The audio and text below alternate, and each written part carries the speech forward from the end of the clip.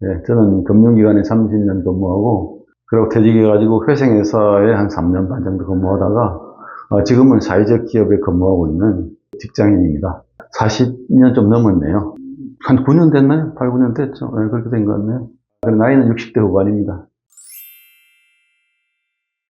저는 은행에서는 이제 기업 금융 업무나 기업 구조조정 업무를 했고, 다음 회생에서는 뭐 당연히 회생 절차에 따른 관리를 했고요. 다음 지금 여기서는 중장년 생애설계 업무를 담당하고 있습니다. 그 은행에서는 그 희망퇴직이죠. 말 명퇴지만 희망퇴직이죠. 그거는 금융기관이라는 데가 철밥통인 줄 알고 들어왔잖아요. 근데 그게 아니더라고요. 은행에서는 큰 파도가 두 번 있었어요. 두 번 있었는데 한 번은 IMF 때 무려 33%, 직원이 33%, 그러니까 거의 몇천 명이 나갔죠. 그러고 나서 다음 두 번째는 사모펀드가 우리 은행을 인수했어요. 그러나서 들어오자마자 또 구조조정을 했는데 거의 한 1000명 가까이 인원이 될 것 같아요. 그래서 구조조정을 하는 게 두 번째 파도인데 그때는 성적 순으로 했기 때문에 어찌어찌 피할 수가 있었어요. 근데 이번에는 나이 기준으로 하니까 피할 수가 없는 거예요. 그래서 제일 높은 구조조정 파도는 역시 나이구나. 그때 제가 역삼동 지점장을 하고 있었는데 그때 나이가 56세였거든요. 그때 임금 피크제라는 게 생겨가지고 정년이 58세였어요. 근데 60까지 일할 수 있어요. 월급을 적게 받으면서. 그래서 앞으로 4년 후에 뭘 할지 그때 가서 생각해보자 이러고 있었는데 갑자기 발표된 거예요. 사직서를 안 쓸 수가 없는 그런 분위기로 몰고 왔어요. 또 그 특별대지금도 주고 이러니까 그냥 저희가 막 이런 김에 아예 정리하자 이렇게 나왔죠. 그때는 은행 끝나고 나서도 계약직이라는 기간을 주기 때문에 앞으로 뭘 할까 생각할 시간이 있었어요. 그때 이제 법정관리 연수를 받아가지고 준비를 하고 있었는데 마침 그 계약 기간이 끝날 무렵에 이제 서울중앙지법, 지금은 서울회생법원에서 연락이 와가지고 그 건설회사 감사로 제가 상임감사로 가게 됐어요. 그래서 그 회사가 간지 이제 10개월 만에 M&A가 돼가지고 정상화되고 또 법원에서는 다른 데 저를 파견했죠. 그 두 번째 건설회사에서는 이제 거기는 자산 매각에서 부채를 갖게 돼 있는 그런 구조였는데 그게 안 팔리는 거예요. 워낙 규모가 크니까. 그리고 부동산 침체가 오래 계속되는 그런 타임이었어요. 그래서 이제 법원에서는 더 이상 이제 팔릴 가치가 없다. 이 회사가 가망이 없다고 판단해서 파산 선고를 하게 돼요. 파산 선고가 급속히 이루어진 거예요. 급작스럽게. 거의 뭐, 그 얘기 나오고 한 두 달도 안 돼가지고 파산 선고가 되더라고요. 파산 선고가 되면 파산 관제인이라는 사람이 저희를 찾아오더라고요. 법원에서 임명한 파산 관제인 변호사예요. 와가지고 우리 회사 모든 수를 다 인계해 가더라고요. 그날부터 저는 바로 이제 임무 종료죠. 저는 우리 직원들도 뭐 상당수 직장을 잃게 됐죠. 그래서 그때 느낌이 이렇게 직업이 하루아침에 없어질 수 있구나. 그리고 그때 나이가 62세였거든요. 그럼 내가 이제 더 이상 직장으로 들어갈 그런 기회가 영원히 사라진 거 아닌가 하는 그런 불안감이 이제 들기 시작했죠. 그건 두 번째죠. 첫 번째 직장은 사실은 제가 굉장히 자부심을 가지고 정말 연한행이었거든요. 저는 그 직장을 사랑하고 그 직장이랑 자긍심을 느꼈는데 어차피 거기는 떠날 때가 됐다는 걸 이제 알게 된 거죠. 떠날 때가. 그런데 이제 회생에서는 제가 잘하는 구조조정 업무의 전문적인 그 역할을 했어요. 그래서 그런 그 나의 역량 때문에 온 것 같은데 다른들이 열심히 했는데 갑자기 없어져 버리니까 그다음부터는 그쪽을 바라보기가 싫은 거예요. 구조조정 전문가인 내가 구조조정을 다 한 거잖아요.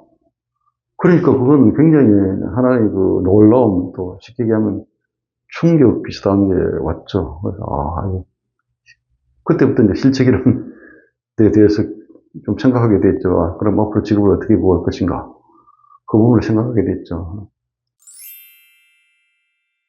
근데 그게 제가 잘못된 게, 왜냐하면, 그때 IMF 때 우리가 퇴직을 당했잖아요. 그러고 나서는 조직이 원하는 거 무조건 열심히 하겠다, 조직에서. 그렇게 하니까 안 잘리더라. 고가로 따지니까. 그러니까 조직에 올인하게 된 습관이 그때부터 생긴 거예요.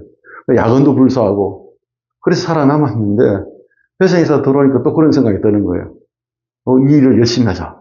그러면 나름의 내가 인정받겠지. 근데 어림도 없는 거예요. 그냥 나가는 거예요. 법원에서는 우리 그 미래에 대해서 아무 관심이 없는 거죠. 왜 굳이 뭐 그쪽에서 그럴 필요가 없잖아요. 워낙 많은 인재들이 있는데 또 다른 사람 뽑으면 돼. 그래서, 아하, 퇴직할 때는 전혀 준비를 안 하고 나왔다는 자체. 그거는 재앙에 가깝죠. 재앙 수준이에요. 시점에 나와가지고 너무 정신 복잡하니까 일단 해외여행을 갔어요. 여행을. 그 들어올 때 입국 카드를 쓰잖아요. 우리나라에 들어오면. 근데 여행을 여러 번 다녀올 때마다 입국 카드 쓰는 건 크게 신경 안 쓰던데 이번에 가보니까 지급란이 있더라고요. 그래서 무직이라고 쓰는데 그 불과 며칠 사이에 내가 실업자가 됐구나 걸 실감하는 순간이었어요. 그러고 나서 이제 그럼 내가 뭘 해야 되지? 그러니까 이제 쉽게 얘기해서 갑자기 내 주변에 없어진 걸 느낀 거예요. 내 직, 없어졌다. 내 일이 없었잖아요. 내 직위도 없어졌다. 내 사무실, 그리고 우리 직원들, 같이 일한 동료들 없어졌잖아요. 그리고 제일 중요한 명함. 저는 그 명함이 그렇게 중요한지 몰랐어요. 아마 여러 사람이 언급했지만 저도 똑같이 느꼈어요.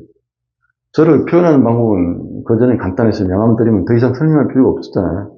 그런데 없고 나서는 다른 분이 저하고 만나서 인사하는데 명함이 없잖아요. 옛날 명함 꺼내준다는 건 그렇고 해서 명함이 없습니다. 놀고 있습니다.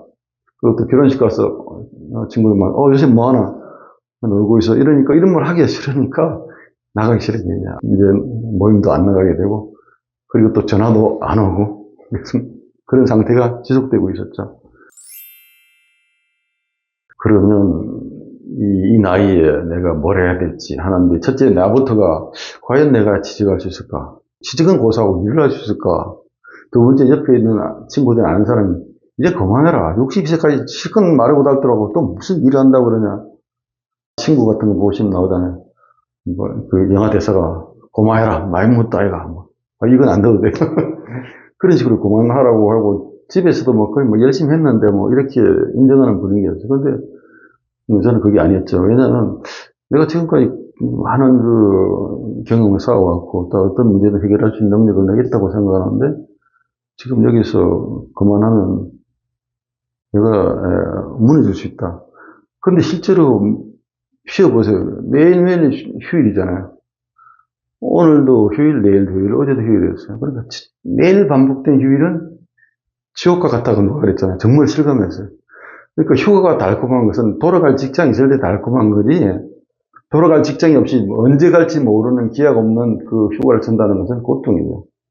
근데 마침 그때 이제 우리 첫째가 결혼해서 이제 손자를 낳아서 얼마 안 됐어요. 그러니까 마침 손자 보러 가는 일이 생겨가지고 일단 우리 보고 싶은 딸하고 손자를 보고 가자 해서 여기 가가지고 이제 얼마간 애들 봐줬죠.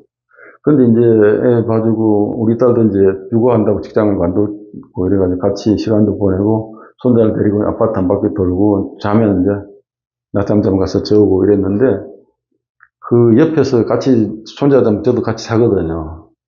자는데 이 비몽사몽간인 거야. 깨고 싶지가 않은 거야. 깨면 또 현실인데 너무 답답한 거야. 그러니까 내 삶이 내가 지금까지 직장이 그런 거였나? 나한테 그냥 지나가는 꿈이었나? 이게 뭔가 지금 내가. 그리고 내가 앞으로 뭘 할지 아무도 나한테 얘기를 해주지 않잖아요. 물론 지금은 상담센터가 생기고 이렇게 확대되고 이래가지고 상담도 생애슬기 상담, 전직지원 상담 많이 해주잖아요. 근데 그럴 때는 그게 그렇게 막 확산되지는 않았어요. 있긴 있었는데 또 제가 몰랐죠. 그래서 그런 답답한 생활이 계속됐잖아요.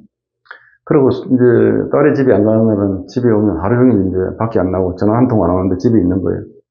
집에 있는데 시간이 되게 안 가죠. 그러다가 제가 그때 그걸 느꼈어요. 오후 3시가 되니까 젊을 때 읽은 수필, 우리를 슬프게 하는 것들이 생각나는 거예요. 오후 3시의 시간은 우리를 슬프게 한다. 무엇을 하긴 너무 빠르고 무엇을 하긴 너무 늦은 시간이다. 그 3시가 되면 그 생각이 불떡 나는 거예요. 그렇게 내가 그런 걸 절실히 젊을 때 보고 나서도 그렇구나 했는데 지금은 더 절실하게 느낀다. 그리고 저녁 7시 되잖아요. 그게 재밌는 시간이에요. 7시는 백수와 비백수의 차이가 없는 시간이에요. 그 시간은 모두 집에 있을 수 있으니까. 그때부터 또 시간이 잘 가요. 근데 문제는 텔레비전 7시부터 뉴스를 봐요. 8시 뉴스, 9시 뉴스, 11시 뉴스, 12시 보고 드라마 보고 잔단 말이에요. 왜 보느냐? 시간을 그냥 보내려고. 일을 하고 싶은 의욕이 안 나는 거예요. 그거 왜 안 나느냐? 해봐야 뭐하나? 갈 데도 없는데. 그러니까 이제 내가 책을 보고 공부를 해봐야 이 쓸모없는 내가 지식을 쓰지도 못한 지식을 왜 가지고 있느냐. 또, 그리고 노동이 없는 삶이란 게 이렇게 힘들구나. 그런 생각. 굉장히 복잡한 그런 타임을 보내고 있었죠. 경제적인 기장 겁이 났어요. 퇴직금을 뭐 받고 이렇게 생활할 수 있다고 생각했는데 갑자기 소득이 뚝 떨어진 거잖아요. 한 달에 그 당시 뭐 예를 들어 3, 400 받는다. 이게 한꺼번에 없어진 거예요. 그럼 그만큼 로스가 나서 퇴직금에서 빼는 거잖아요. 내 돈에서 뺏어 쓰는 거잖아요. 근데 그게 두려운 거예요. 너무 빨리 와 저렇게 돈이란 게 그러니까 돈을 받아서 쓸 때는 좀 부족한 것만 뺐었는데 이건 전체를 다 뺐어야 되니까. 국민연금을 일부 메꾼다도 많은 부분이 되니까 이제 이게 안 되겠다 이거. 경제적인 두려움. 물론 돈을 많이 축적하고 재산이 많은 분들은 그렇게 생각 안 할 수도 있지만 근데 대부분의 사람들은 실제로 말 그대로 생돈이 빠져나갈 때는 이게 불안한 거예요. 그럼 지출을 줄여야겠다. 그럼 일자리 유형이 나와요. 생계형을 해야겠다. 내가 계산해 보니까 한 달에 한 200만 원 부족하다. 이거 안 되겠다. 생계형 일자리 구해야겠다. 빨리 이력서 넣고 무슨 일이든 하겠다. 이런 생각이 되고 한 50만 원 정도 부족하네. 이렇게 계산하면 공원형 일자리 해야겠다. 이렇게 일자리 유형이 그 소득에 따라서 나오는 거예요. 자신이 가진 자산에 따라서. 그리고 가정경제에서 수익과 지출의 차이에 따라서. 되게 직장을 많으신 분은 적자가 되기 시작하거든요. 그럼 지출을 줄여야 되잖아요. 그럼 지출을 줄이면 행복을 그만큼 줄인다고 봐야 되는 거죠. 그것도 힘든 거죠. 그렇죠. 그거는 이제 퇴직금도 갖고 나오는데, 그렇다 하더라도 우리 기대 수명이라는 게 있잖아요. 지금 우리나라 기대 수명이 남자 80세, 여자 86세예요. 그럼 평균 83세로 봐야 돼요. 그럼 그때 60세에 나와도 20년을 더 살아야 되고, 만약에 기대 수명이 90세라면 30년을 더 살아야 돼요. 그 30년을 살 수가 있을까? 예를 들어서, 그냥 단순 계산해서 한 달에 200만 원 평균하면 1년에 2,400이고, 10년은 2억 4천이고, 3천이면 7억이다. 물론 이제 생활을 하다 보면 생활비도 줄어들 수 있겠지만, 그리고 또 애들 결혼시켜야 되잖아요. 그리고 또 돈이라는 것을 좀 가지고 있어야지. 그걸 다 써버리겠다면 나중에 불과 뭐 1억도 안 남았다면 얼마나 불안한 거야. 그러니까 항상 어떤 규모의 돈은 갖고 있다 생각하다 보면 나머지 돈 쓰는 게 불안한 거죠. 그래서 그건 누구나 실감할 거예요. 이거 어떻게든 소득을 올려야겠다는 생각이 들죠. 생산적인 삶을 살아야 되는데, 이 소비적인 삶을 살 수밖에 없는 그게, 퇴직하니까 내가 생산적으로 살라 해도 안 되는 거야. 그렇잖아요. 그게 무슨 얘기냐면, 뭘 해야 생산적인 게 모르는 거야. 그럼 돈을 벌어야 생산적인 것인지. 그 당시에는 그런 방법을 몰랐잖아요. 그래서 내 삶을 어떻게 꾸려가야 될지, 거기에 대해서 대책이 안 서는 부분, 그런 부분이 좀 달라졌고.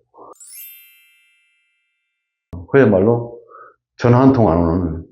그리고 또 퇴직 전에 거래하던 거래선에서도 예를 들면 관두시면 제가 한번 모실게요. 그런 빕스 전혀 안 지켜지고.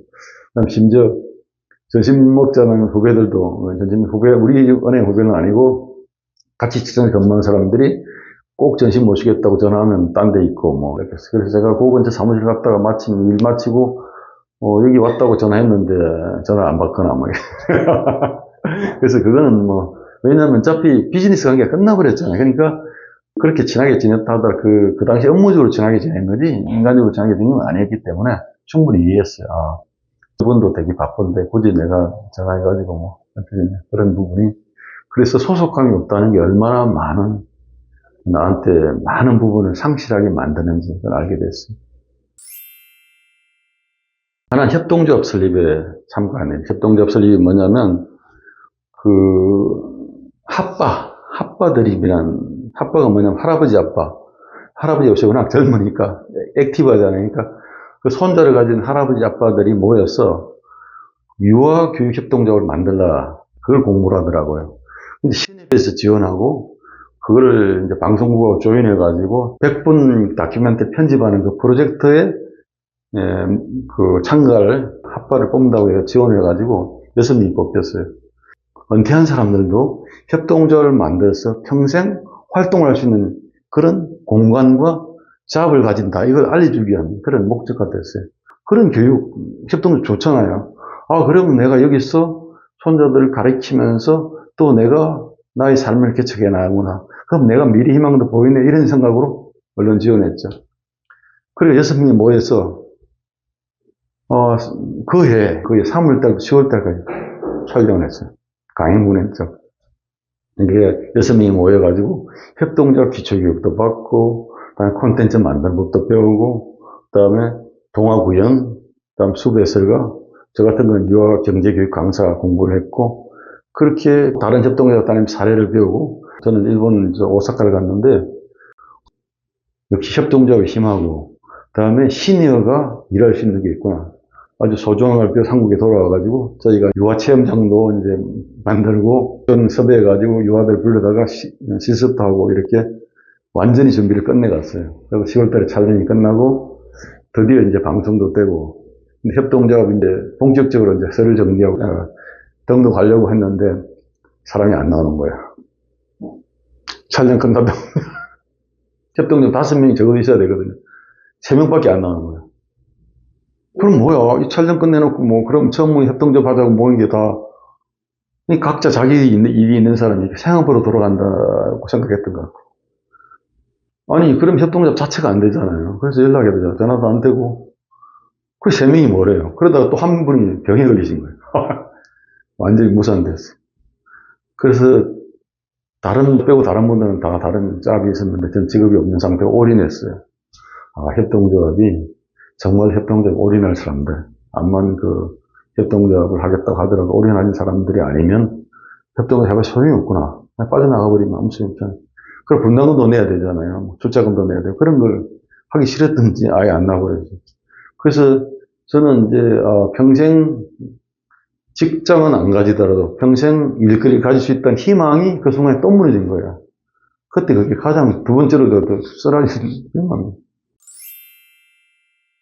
그 취업을 이제 하고 싶었어요. 왜 하고 싶었냐면 그 직장이란 소속이 직장 다닐 때는 몰랐는데 그 소속이 그렇게 필요하더라고요.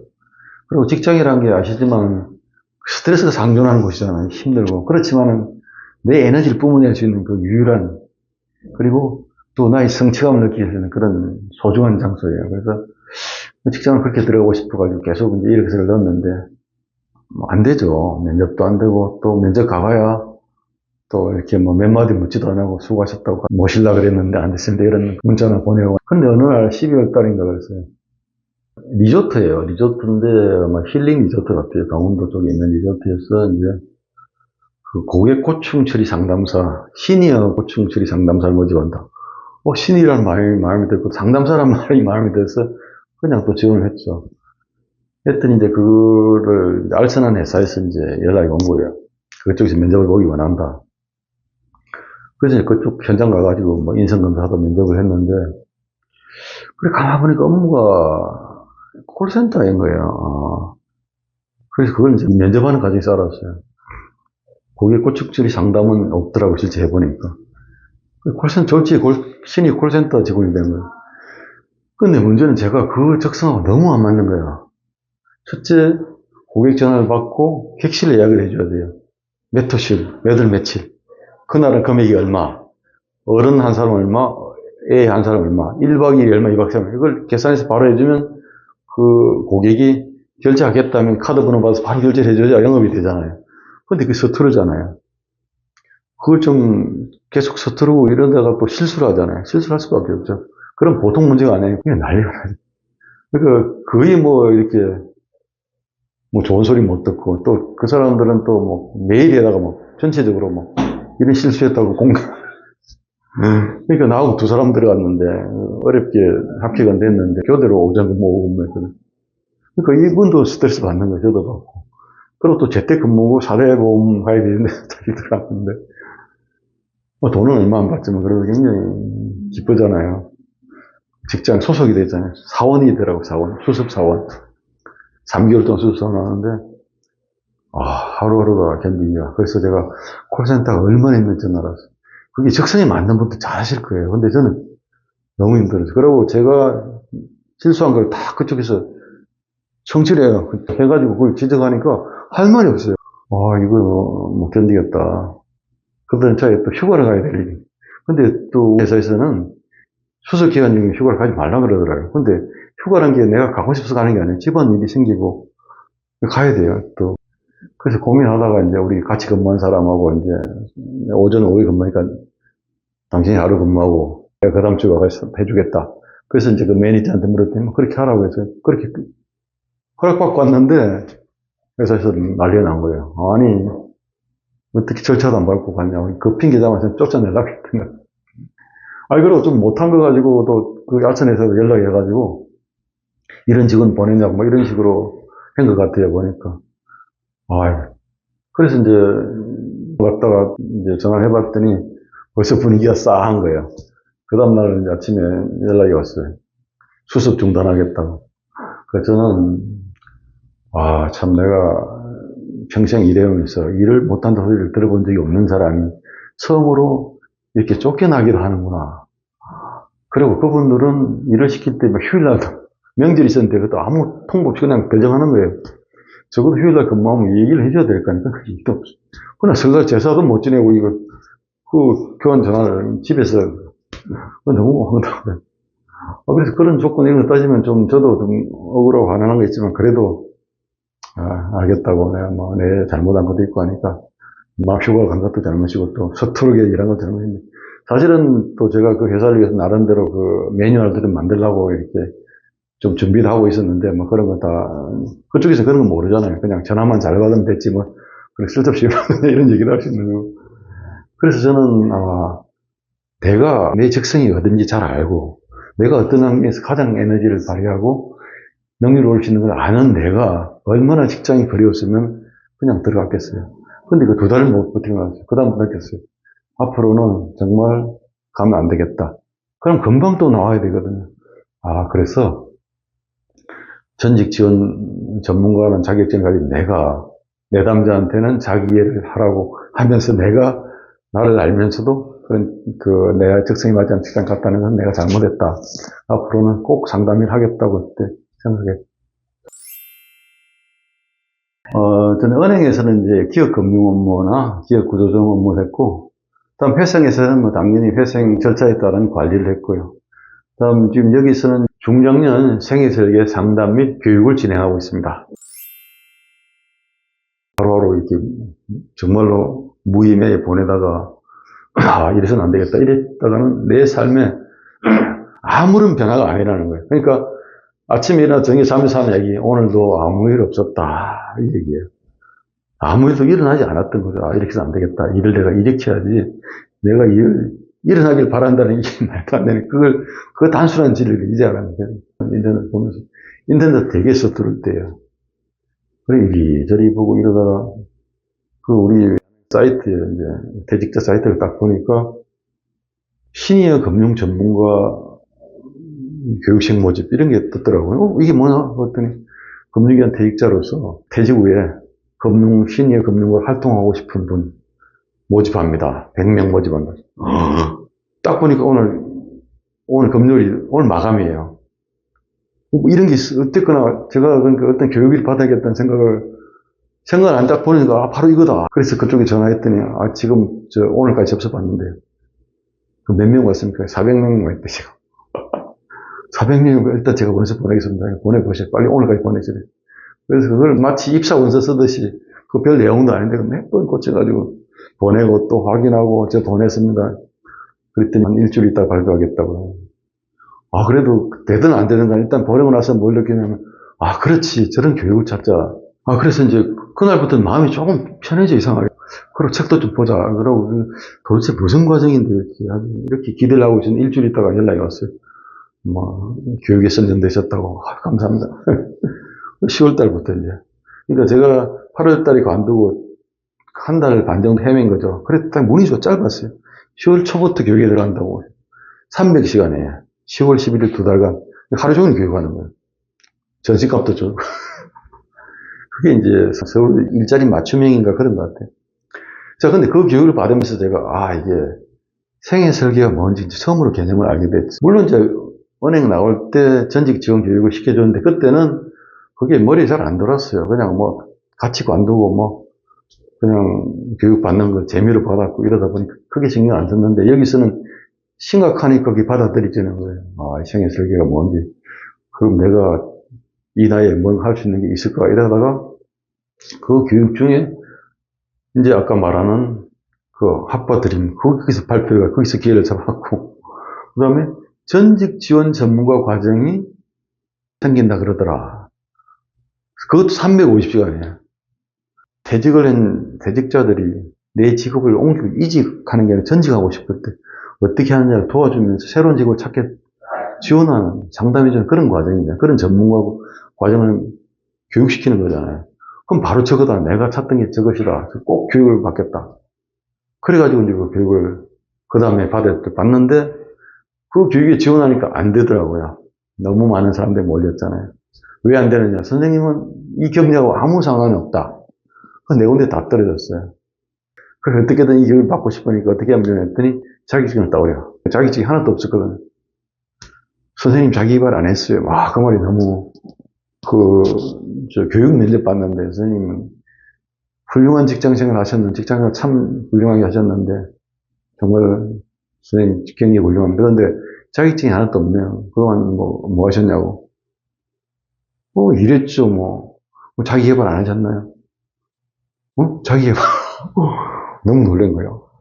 와, 자격증 하나 없이 내가, 어떻게 하면 되나 했더니, 직업 상담사나, 사회복지사나, 평생교육사나, 이렇게 그런 자격증을 구비한 다음에 나는 이런 일에 가고 싶다고 얘기를 해야지, 그냥 아무것도 없이 와서 이렇게 하면, 그런 경력 있는 사람을 우선으로 교육시키다 보니까 부득이하다. 만든 얘기잖아요. 아, 그러면 급한 대로 사회복지사 자격증을 따자. 아무것도 모르니까, 직업 상담사 뭔지도 모르니까, 혼자서 공부하기 힘들고 하니까 사회복지사가 그냥 밟자, 천천히. 그러고 있는데 연락이 왔어요. 그 뒤에 한참 지나고, 교육 시작하기 전에.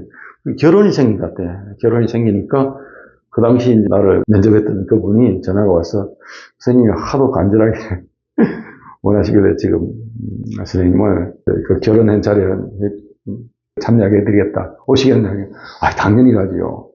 그래서 그 교육을 받으면서 제가 이제 제 진로가 또 확정되었죠.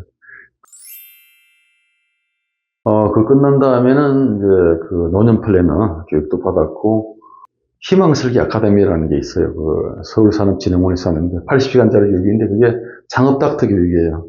그것도 상당히 과정이 좀 힘들었는데 그것도 받았고, 그 다음에 한양대 평생교육원에서 HRD 담당자 과정인가? 그 과정도 받고, 이렇게 한 1000시간가량을 전직을 하기 위해서 내가 그 분야에 공부를 했지. 1년 반 사이에 일어났네요.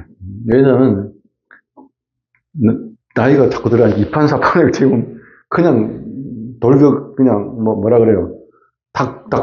닥치공격 이런 식으로 하지 않으면 안 되려. 그냥 시간을 두고 공부할 게 없었어요. 그러니까 지금도 중장년도 저는 그 권하고 싶은 게 길게 공부하지 말고 짧게 공부해서 갖춘 데를 가야 돼요. 지금 언제 2, 3년 플랜 잡아가지고 이래요. 그러니까 가장 짧게 하는 게 350시간을 갖다가 3, 4개월만 하는 그게 그야말로 좋죠. 그리고 또 80시간이라도 한 2, 3개월 이렇게 딱딱 끊어져야 제가 그걸 다 하고 나서 그럼 나머지는 직장 다녀도 할 수 있는 부분이니까 그건 좀 미뤄두고 직장 찾으면 하겠다고 미뤄두고 그렇게 집중적으로 1년 반 사이 공부를 해가지고 자격증은 제가 이제 사회복지사 자격증 땄고요. 그디요. 지금 전직 지원 전문가 자격증이 있고 그 다음에 심리상담 강사, 메타버스 크리에이터 자격증. 자격증이 지금 무엇이 많아요. 심지어 독서 논술 지도사 자격증, 우리 손자 가르치기 위해서 그런 것도 있고. 재직자 등 회직할 때는요, 일단 생각을 두고 나와라. 그냥 두고는 다 버리고 나와. 그 회사에 남겨놓고 나와. 내가 전문가야. 나 아니면 안 되는 생각 절대 하면 안 돼요. 조직은 나 없어도 돌아갑니다. 그리고 안타깝지만 내가 없어야 더 잘 돌아간다는 조직도 있어요. 그걸 담담하게 받아들여요. 떠나는 마당에 미련 두지 말라. 그 다음에 억울함. 내가 열심히 일하고 휴일도 나가고 이랬는데 저도 그랬죠. 그런 생각 가질 필요 없어요. 이미 회사가 결정했으면 그러려니. 그리고 또 회사랑 타협을 해야지 굳이 그걸 얘기할 필요 없고, 특히 자기를 자른 상사라 해서 그거 한번 싸우고 나온다. 그 적을 만들어버린다. 그거는 좀 말리고 싶은 게, 그분이 영원히 취직을 안 하면 몰라도 혹시 재취업을 할 수 있거든요. 그럼 평판조회라는 게 있더라고. 우리 회사도 평판조회를 하거든요. 그게 굉장히 심각한 부분이죠. 어떤 분은 다 합격했는데 평만조에서 떨어지는 분이 있는데 그 회사에서 마지막으로 한번 자기가 좀 화가 나가지고 너무 억울해서 얘기를 한번 하고 나왔다. 그런 분이 있었다고 그래요. 결국은 자기한테 손해예요. 그분들하고 싸우면 스트레스는 풀릴지 모르지만은 결과적인 손해니까 그럴 때는 만약에 이해하고 싶으면 매일 완곡하게. 저도 그 직장, 거기 쫓겨나고 나서도 고맙다고 쓰고 이런 점은 내가 열심히 하고 있었는데 이걸 좀 알았으면 좋겠다고 썼어요. 그래서 내가 이런 매뉴얼도 만들 준비도 하고 있었고 이런 거 다 쓰고 해서 이제 이해를 시키고 하여튼 고맙다고 했어요. 그렇게 하는 게 뭐 굳이 저걸 만들어서 좋은 게 없다. 그리고 또 재직 시에 좀 어려운 얘기지만 재직 시에 준비하지 않으면 나와서 준비하면 너무 힘들다는 거예요. 힘이 갑질로 되니까 물론 재직 시에는 바쁘고 힘든데 할 시간이 없어요. 그걸 이해는 해요. 그렇다 하더라도 시간을 찾아야 돼요. 왜냐하면 그렇게 준비 안 하자면 정말 저처럼 1년 반 동안 그냥 오로지 그냥 올인해야 될 그런 힘든 상황이 될 수 있다는 거. 그 다음에 자격증하고 반드시 따고, 그 다음에 어떤 교육이 필요한지 아까 말한 내일 배운 카드 활용해서 꼭 교육을 받도록 하죠. 특히 재직자는 많이 유리합니다. 그 다음에 잘 아시겠지만 특히 중장년은 구글, SNS 이런 부분, 그 다음에 PPT, 그 다음 한글, 엑셀. 왜냐면 왜 그걸 다시 배우려냐면 저는 그렇게 생각해요. 다시 연주자로 돌아가라. 그게 무슨 얘기냐면 오케스트라 다니면 대개의 경우는 이 리더일 경우가 있어요. 관두실 분들이 거의 높은 위치에 있다가 이제 퇴직을 하게 되시는 경우가 많잖아요. 그럼 대개 지도자, 지휘자가 될 수 있어요. 오케스트라 말하는. 그런데 관둬가지고 그 지휘자를 뽑아서 연결하는 회사가 있느냐? 물론 있겠지만 좀 드물죠. 그리고 또 저처럼 새로운 경력을 할 때는 실무 능력이 없으면 시킬 수가 없어요. 그래서 다시 연주자로 돌아가라. 그 실무 능력은 학원에서 배우면 돼요. 자기가 배우면 돼요. 저도 관두고 PPT, 엑셀 다 배웠어요. 다 배우고 구글 활용하는 법, SNS, 페이스북 만들고 이런 거 다 배웠어요. 그게 지금도 그게 아주 유용하게 있어요. 그래서 꼭 그렇게 하라고 얘기하고 싶어요. 제가 이제 우연히 교육을 갔다가 한국기술교육대학교 능력개발원에서 이제 집체 교육을 할 때 어떤 한 분이 좋은 정보를 알려드리겠다, 교육 현장에서. 그러더니 국가고시가 e-learning 운영관리사라는 게 있다. 깜짝 놀랐어요. 그거 언제 접수했더니 3일 있다가 한다. 나는 그 딱 듣는 순간 알았어요. 저 e-learning은 내가 하는 거다. 왜냐하면 제가 코로나 기간 동안 교육을 줌으로 했거든요. 그때 알았어요. 앞으로 세상은 앉아서도 어디든지 교육받을 수 있게 바뀌겠다. 그래서 이제 그거를 좀 알고 싶은 거죠. 그걸 어렴풋이 알고 있는데, 이런 게 있어서? 그래가지고 아무것도 모르고 이제 시험 신청하고 교재를 샀죠. 근데 시간은 2주밖에 안 남았으니까 일단 문제 풀면서 예상 문제를 풀면서 역으로 했는데 그냥 공부를 해서 했더니 그날 딱 결과가 나오대요. 바로 합격입니다. 1차 합격이 됐죠. 그 다음에 실기가 내년인데 이제 실기 준비를 해야겠죠. 그래서 e-learning 운영관리사는 그냥 생각하고 있던 게 현실화됐다는 거 생각이 들어요. 이거 꼭 하고 싶은데 되게 복잡하더라고요. 그래서 아마 그거 관련해서 일을 계속 할 건, 왜냐하면 중장년 교육하고도 필히 연결이 돼요. 그래서 그걸 할 것이고. 그 다음에 제가 올해 우리 회사에서 이제 희망설계 멘토단 교육을 갖다가 제가 기획해가지고 선임을 받았어요. 지자체에서. 그 교육을 실시했거든요. 강남구 주민 및 기타 구 주민들을 합쳐가지고 이제 했는데, 그 교육생들이 이제 나와가지고 커뮤니티를 만들었어요. 같이 지금 활동을 하고 있어요. 그래서 거기서 실제로 상담을 나가요. 그 교육생들 중에서 실제로 처음 배운 사람도 있지만은 상담을 많이 한 분도 있어요. 그런데 그런 분들하고 서로 이제 교류하면서 상담 활동 나가죠. 그런 커뮤니티 활동을 통해서 프로보노 활동을 하고 싶고요. 프로보노라는 말은 뭐냐면 이제 봉사의 개념인데 이게 재능 기부랑 같다고 봐야 되나? 만약에 의사가 밥을 퍼주면 어떻게 돼요? 봉사활동이죠. 근데 의사가 취약계층을 위해서 무료로 진료를 해줘서 이거는 프로보노예요. 자기 전문 지식을 활용해서 사회 공헌한 프로보노고 그냥 누구나 할 수 있는 힘을 도시락 배다 이건 봉사죠. 그래서 저는 꼭 전문가는 아니지만 상담에 관한 하는 저희가 전문가라고 생각하니까 그걸 갖다가 우리 시니어들한테, 신중년한테 알려줘서 그분들이 진로를 개척할 좀 어려움이 없도록 도와주고 싶은 게 그 일을 계속 하고 싶고요. 그 다음에 제가 함께 생애설계 채널 운영하잖아요. 그게 사실 생애설계에 대한 모든 걸 다 집어넣고 신화 얘기도 넣으면서 거기서 우리가 느낄 수 있는 점 이런 걸 교훈을 넣고 하는데 그걸 좀 활성화하려고 그래요. 왜냐하면 제가 그 마케팅 실력 같은 게 없어요. 홍보도 없기 때문에 그냥 만들고 많이 봐주시면 고맙고 그랬는데 앞으로는 좀 활성화하고 싶은 생각. 글쎄 일을 할 수 있을 때까지 그거는 저는 쉽다는 개념은 없습니다. 왜냐하면 삶하고 일하고 같이 균형을 맞춰가면 되기 때문에. 그리고 또 전자책 추가 또 해야 되는지 한번 썼으니까 책을 한번 쓰고 나니까 딱 배운 거 하나야. 책 쓰기는 그렇게 어렵진 않구나. 하다 보니까 되고 또 하다 보니까 막 속도가 나요. 그래서 100장 썼거든요. 근데 더 쓸 수도 있을 것 같은데 이러다가 언제 끝날지 모르니까 100장으로 줄인 거예요. 그리고 이제 그럼 소재를 뭘 쓸지 이것도 이제 이게 막 꼬리를 문다 그러니까 이게 연결이 되는 것 같아요. 그래서 내년 되면 이 집을 다른 그 콘텐츠를 발굴해가지고 쓰고 싶은 그런 희망이 있어요.